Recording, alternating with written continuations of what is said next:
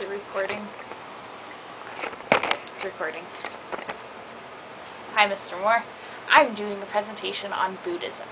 Buddhism was started in the 500 BC range by a man named Siddhartha. Siddhartha was a prince in India and pretty much had everything that he wanted, and his father kind of kept him from seeing the sadder things in life.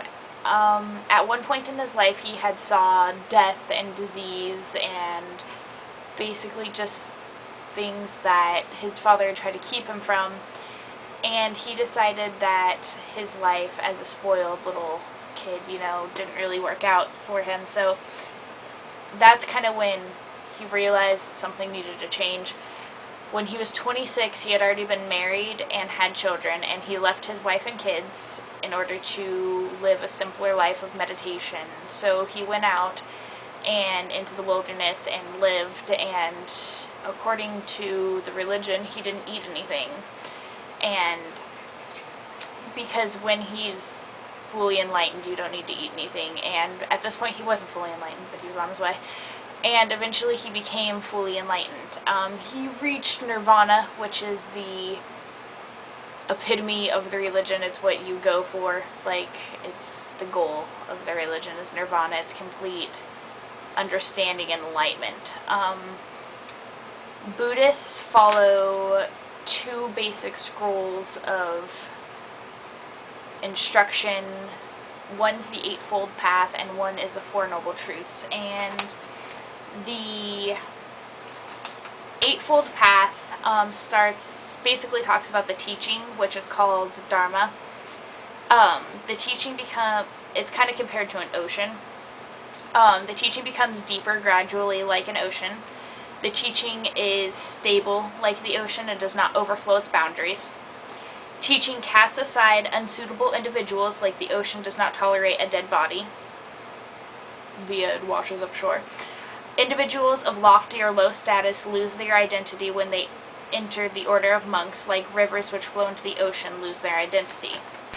5. The entering of many individuals to the Nibbana element is not burdensome, like the streams and rainfall does not appear to increase or decrease the water in the ocean. So basically, anybody can join the religion and it's not going to overflow, and it's open to anybody who's willing to go through everything. 6. The teaching has only one taste, the taste of liberation from suffering, and that's the goal of the religion's liberation from suffering, because that's what Buddha or Siddhartha had saw, and that's what he wanted to be free from. Like the water of the ocean, tasted from any location, has only one taste, the taste of salt. The teaching has many valuable aspects, like ocean has many valuable treasures. Example, the 4 foundations of mindfulness and right efforts, which is other scrolls of information that they take from, but these are the main ones. The teaching has many great individuals in its fold, like the ocean has creatures which are small, medium, and large in size, so everyone's important, no matter how big they are or how much they contribute. They're all important. So the Four Noble Truths are life means suffering, and the Four Noble Truths are inescapable, and they're basically rules of life. So number 1 is life means suffering. Number 2, the origin of suffering is attachment. So basically in Buddhism life, it's a life of giving up. It's a life of self-denial, and when you give up things, you become more enlightened and you become happier because you don't have that attachment to things that will eventually cause you suffering. The cessation of suffering is inattainable. And 4, the path to the cessation of suffering.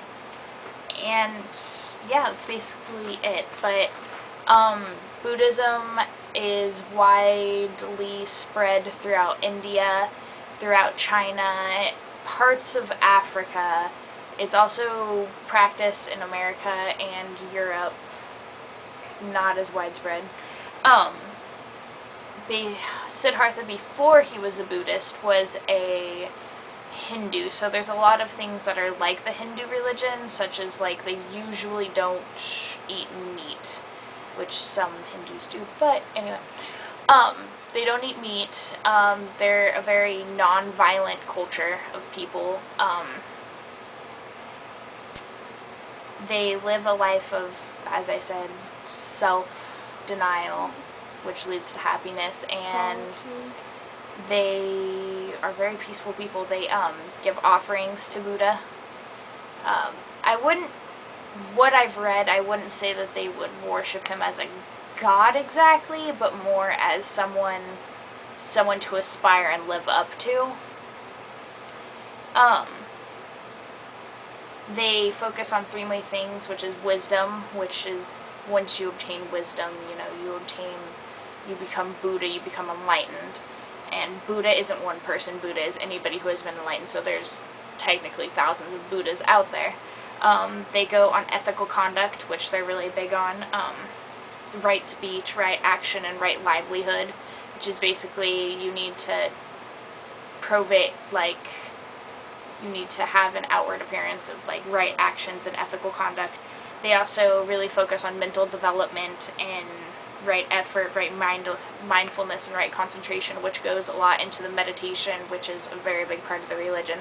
They have meditation and prayer beads, and they're very, not holy within the culture, but they're definitely something that's used a lot and is regarded very highly. Meditation, as I said, is a really big part of the culture, and most Buddhist monks will meditate anywhere from 4 to 12 hours a day, which is extreme, but it's on your way to becoming Buddha, so they do it.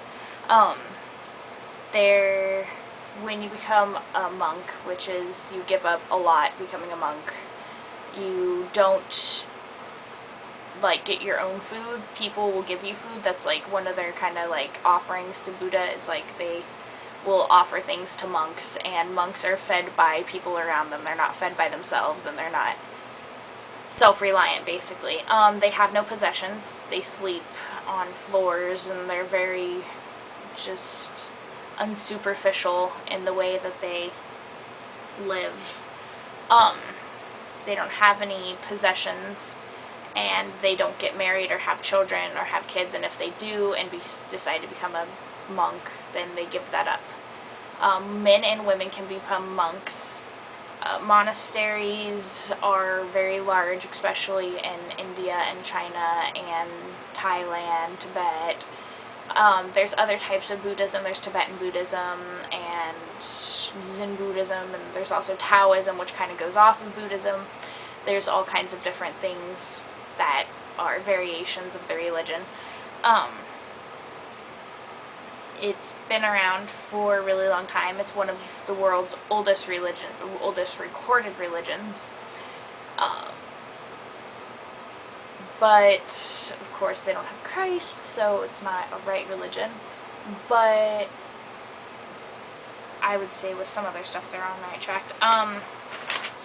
So the teachings of the Buddha are really kind of go into basically self-denial equals enlightenment, and self-preservation and just engorgement when you get all that you want is suffering, even though at the time it may not seem like suffering. Kind of goes with the money does by happiness thing.